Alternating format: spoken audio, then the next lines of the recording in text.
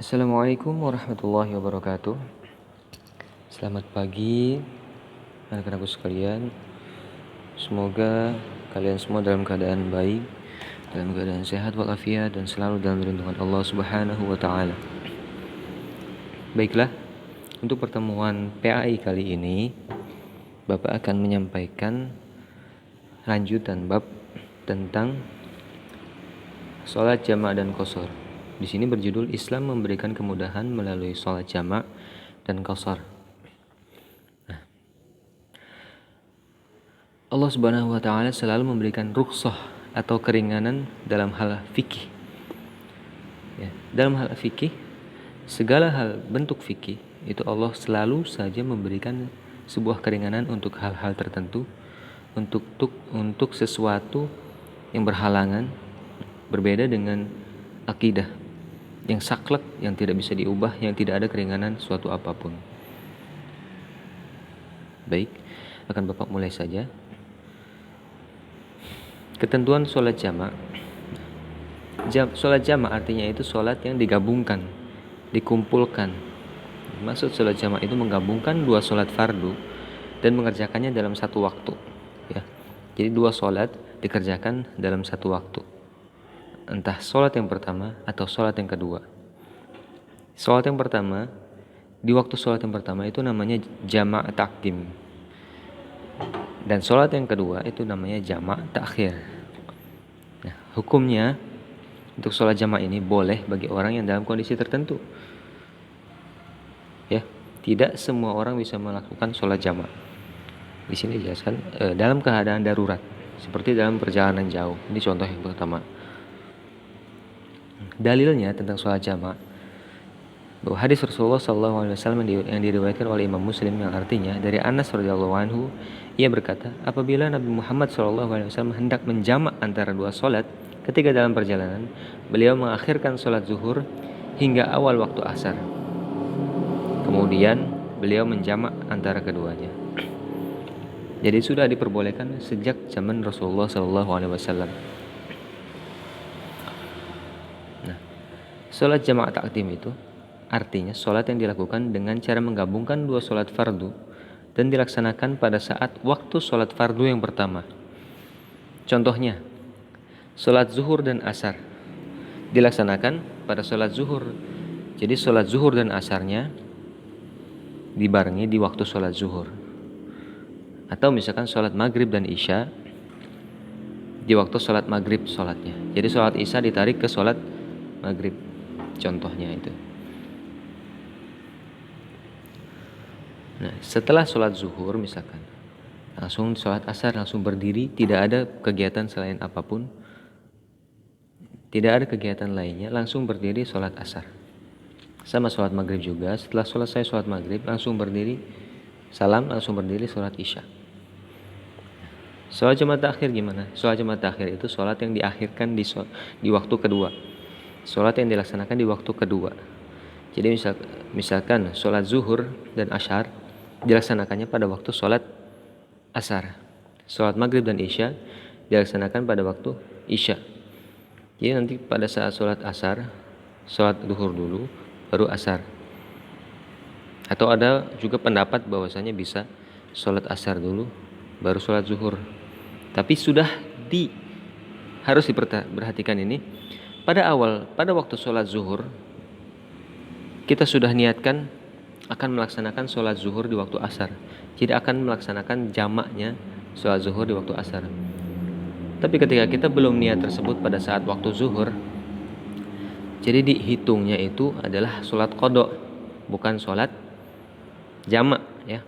Kalau kita misalkan antara maghrib dan isya, kita mau jamaah takhir nih, harus diniatkan dulu pada saat waktu di sholat maghrib. Kita dalam perjalanan, waktu sholat maghrib, kita niat dulu karena masih macet misalkan, masih jauh. Kita niatkan untuk, saya berniat untuk menjamak sholat maghrib di waktu isya. Baru ketika nanti sudah masuk waktu isya, kita laksanakan sholat maghrib dengan isya bersamaan. Seperti itu. Harus ada niat sebelum diakhirkan sholat tersebut. Karena kalau tidak niat, maka sholat yang dilaksanakan di waktu sholat yang lain itu namanya sholat qadha. Ya. Syarat sholat jama'. Syaratnya itu tidak sembarangan orang bisa melaksanakan sholat jama'. Ya, tidak. Saya mah lagi capek, nanti di jama' aja. Enggak bisa. Saya lagi rapat misalkan. Tidak bisa. Saya lagi, pokoknya tidak ada alasan yang tidak darurat diperbolehkan untuk sholat jama'. Nah, pada di sini dijelaskan bahwasanya pada saat sedang melakukan perjalanan jauh, pada saat melaksanakan perjalanan jauh. Nah, ada beberapa pendapat tentang jarak di sini. Ada yang mengatakan 85 km. Ada yang mengatakan 3 hari perjalanan. Ada yang mengatakan 2 hari perjalanan. Ada yang mengatakan 1 hari 1 malam perjalanan. Nah, berbagai macam pendapat. Tapi ada juga pendapat bahwa ketika kondisi seseorang membutuhkan melaksanakan perjalanan jauh dan membutuhkan perbekalan sehingga dibutuhkan perbekalan, maka di situ diperbolehkan sholat jama'. Ataupun ada pendapat lain juga bahwa ketika kita pergi keluar kota, jarak antara satu kota ke kota lain itu diperbolehkan untuk sholat jama'. Nanti kita kaji lagi untuk perbedaan pendapat ini ya. Yang selanjutnya adalah perjalanan yang dilakukan untuk bertujuan baik. Nah, ketika perjalanan jauh ditujukan untuk bertujuan yang baik, untuk mengaji, untuk belajar, untuk hal-hal lain yang baik, yang tidak bertujuan untuk buruk, bukan untuk kejahatan, bukan untuk maksiat, itu diperbolehkan untuk jama'. Tapi ketika kita melaksanakan perjalanan jauh, diniatkan untuk bermaksiat, diniatkan untuk melakukan kejahatan, maka itu tidak diperbolehkan untuk jama'. Ya, sudah jelas ya. Yang selanjutnya itu adalah sakit atau dalam kesulitan. Sakit yang keadaan kita sulit untuk bangun misalkan, atau dalam keadaan tidak sadarkan diri, itu bisa dilaksanakan di jama' sholatnya. Namun ketika kita bersikeras untuk sholat, ya itu lebih baik. Tapi ketika kita merasa tidak sanggup dalam keadaan sakit tersebut, diperbolehkan untuk dijama'. Ya. Sholat yang boleh dijama' nih ya. Terkadang kita keliru bahwasanya semua sholat bisa dijama', tapi tidak semua sholat bisa dijama', dan tidak asal menggabungkan sholatnya yang mana saja. Nah, yang pertama adalah sholat zuhur dan asar. Sholat zuhur dan asar, dua itu satu pasangan ini tidak bisa diloncat ke yang lain.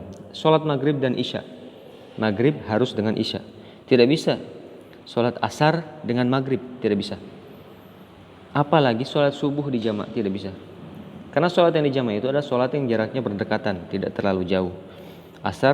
Zuhur dengan asar itu tidak terlalu jauh. Maghrib dengan isya tidak terlalu jauh. Lalu bagaimana misalkan sholat asar dan maghrib kan tidak terlalu jauh? Tidak bisa. Sudah dibagi waktu, dipasang-pasangkan. Sholat yang dalam keadaan siang, dalam keadaan matahari masih ada gitu ya, itu dibagi ya. Sholat matahari masih ada, sholat zuhur dan asar dalam keadaan matahari masih ada ya. Lalu maghrib dan isya dalam keadaan malam. Nah, bagaimana dengan sholat subuh? Sholat subuh jaraknya terlalu jauh, jarak isya ke subuh terlalu jauh, jadi tidak perlu dijama' ya. Jauh kemana-mana, jauh ke isya, jauh ke zuhur ya, seperti itu. Jadi tidak ada sholat isya sama subuh di jama', tidak bisa. Sholat subuh dan zuhur di jama' tidak bisa ya. Apalagi loncat sholat zuhur sama maghrib, tidak bisa. Atau 3 zuhur asar maghrib, tidak bisa. 4 zuhur asar maghrib isya, tidak bisa. Hanya 2 sholat zuhur dan asar, sholat maghrib dan isya. Nah, yang selanjutnya adalah sholat qashar.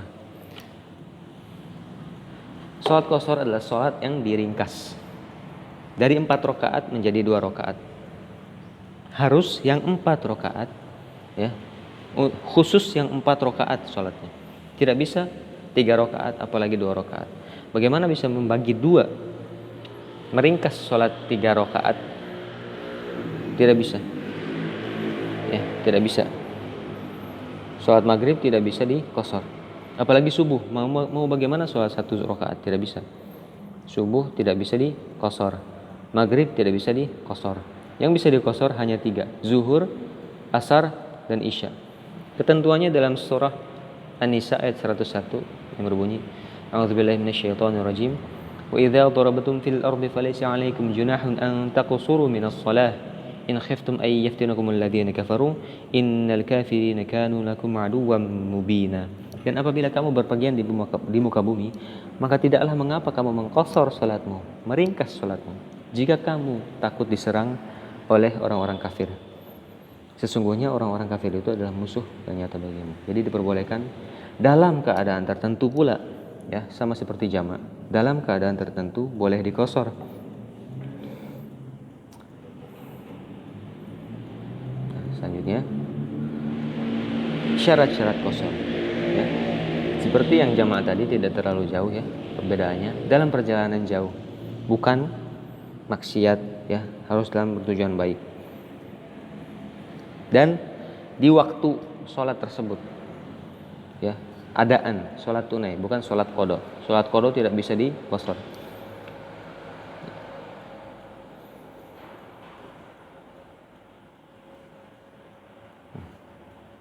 Untuk praktiknya, sholat jamaah dan takdim, jamaah takdim tidak terlalu jauh dengan sholat biasa. Seperti biasa kalian sholat zuhur dan asar, hanya saja beda niatnya. Di sini sudah ada, ya, lafal niatnya. Untuk sholat jamaah takdim zuhur, usolli fardhu zuhri 4 rakaatin majmu'an ma'al asri adaan lillahi ta'ala. Dan asar juga sama. Usolli fardhu asri 4 rakaatin majmu'an ala al-asri ala al-zuhri ma'a al-zuhri adaan lillahi ta'ala, ya, seperti itu untuk niatnya. Untuk pelaksanaan sholatnya sama seperti sholat yang biasa, namun setelah salam langsung berdiri lagi, ya, untuk melaksanakan sholat yang kedua.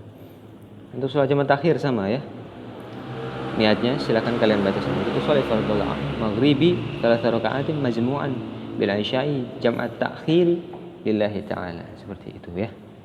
Ini untuk sholat jamaah takhir. Silakan kalian baca-baca. Jika di buku ada, silakan kalian hafalkan, karena takutnya nanti kalian dalam keadaan perjalanan jauh dan bingung mau niat seperti apa.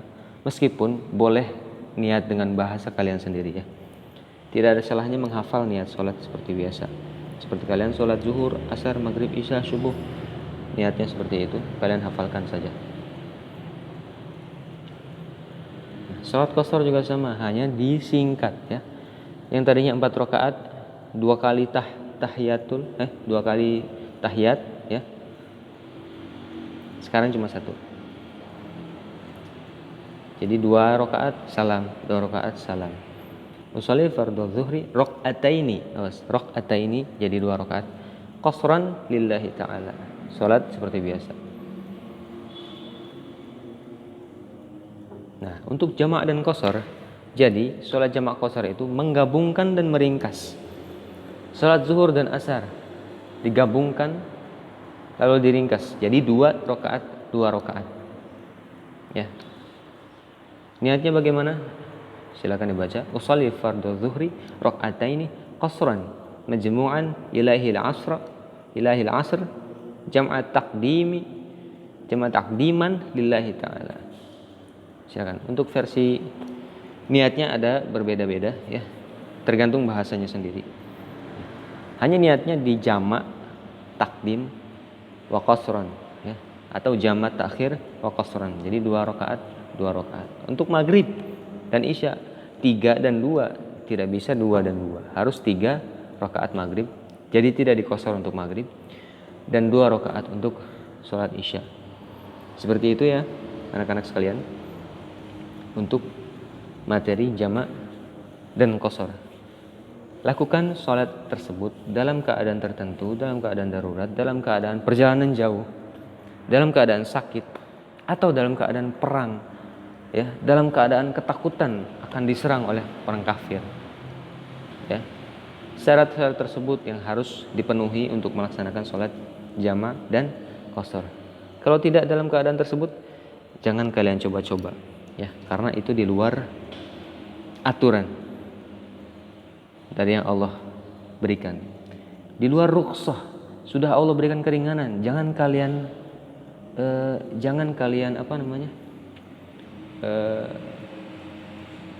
kacaukan. Sudah diberikan keringanan, laksanakan yang diberikan tersebut dalam keadaan tertentu, ya. Baik, terima kasih. Mungkin cukup sekian yang bisa Bapak sampaikan. Mudah-mudahan kalian paham akan apa yang Bapak sampaikan. Bila ada kesalahan mohon dimaafkan. Bila kalian memiliki masukan tertentu, kalian sampaikan kepada Bapak. Atau kalian punya ilmu yang lain tentang sholat jamak dan qasar ini, silakan sampaikan ke Bapak secara langsung, tidak apa-apa. Mohon maaf apabila ada kesalahan. Terima kasih. Segala sesuatu kebenaran hanya datang dari Allah. Billahi taufiq wal hidayah. Wassalamualaikum warahmatullahi wabarakatuh.